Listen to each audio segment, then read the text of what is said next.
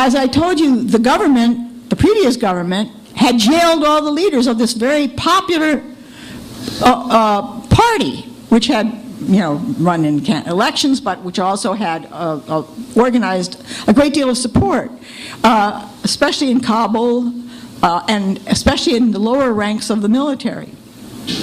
So they were putting pressure on that government.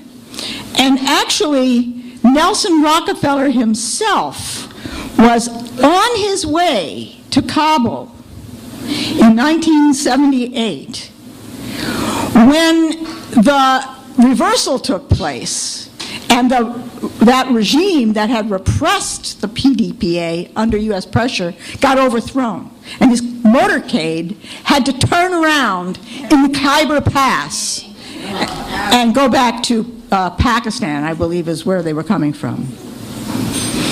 So now, you probably know already that in the covert war, organized and financed by the CIA at the cost of billions of dollars, one of the people that the CIA worked with at that time was Osama bin Laden, who was the same person that the Navy SEALs assassinated a year ago. They could have captured him from his hideout in Pakistan. It was clear, I think, from the videos that they themselves made, that they could just have captured him. But instead, they executed him on the spot, in cold blood. So none of this sordid history would come out in any trial. Among the warlords that the U.S. financed during this war was a man named Gulbuddin Hekmatyar. He had been a student at Kabul University at the same time that our hero Anita Radetsbad was there organizing a women's organization. While she was organizing the Women's Association, Hekmatyar, who was to work later with the CIA, was throwing acid in the faces of female students who didn't want to wear the veil. And he became a leading commander in the CIA's war. So you see, U.S. imperialism, which today claims to have troops in Afghanistan to protect women's rights, democratic rights, stop fanatical Muslim fundamentalists, they bear the responsibility for setting back for maybe several generations what was a very progressive movement in Afghanistan that took women's rights very seriously. So when Hillary Clinton cries crocodile tears for the women of Afghanistan, it can't be out of ignorance. She is from the same party as Jimmy Carter and Zbigniew Brzezinski, who orchestrated that counter-revolution.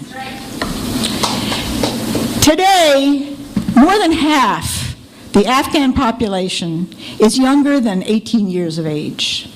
They didn't live through any of this.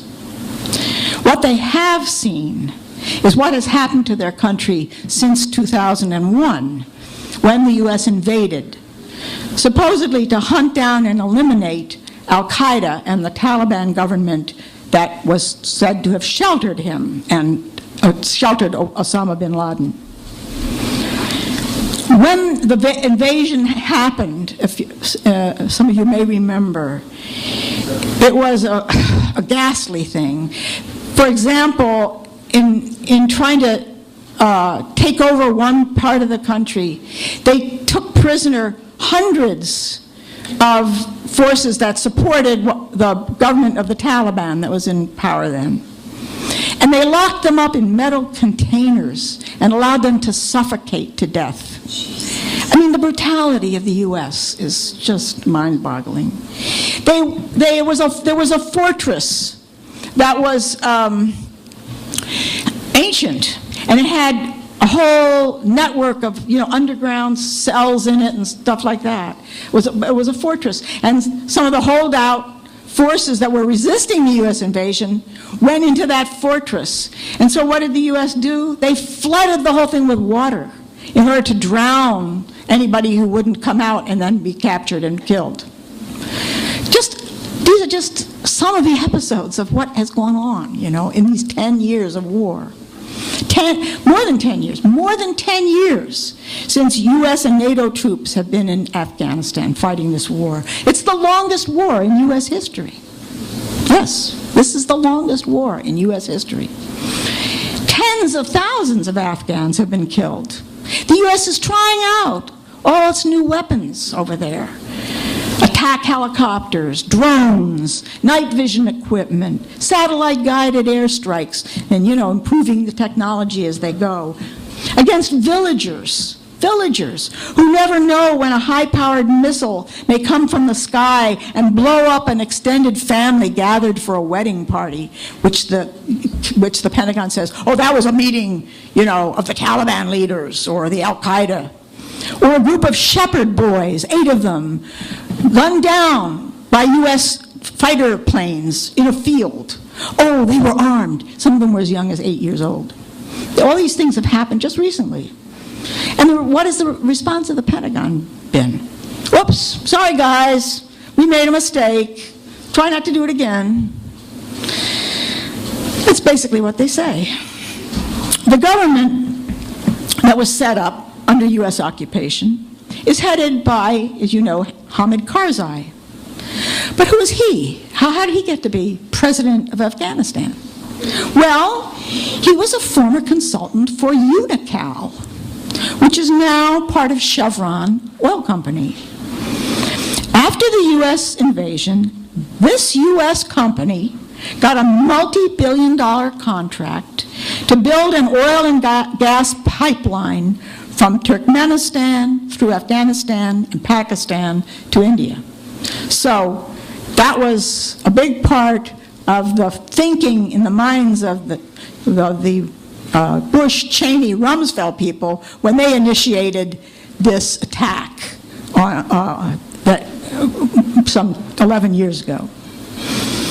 Another former consultant for Unocal, the same company, and an architect of U.S. policy toward Afghanistan is Zalmay Khalilzad. He's the former U.S. ambassador to Afghanistan, to Iraq, and to the United Nations, and he worked for Unocal. So the Afghan people know that these politicians have betrayed them. They know now very well, and that they're nothing but U.S. puppets.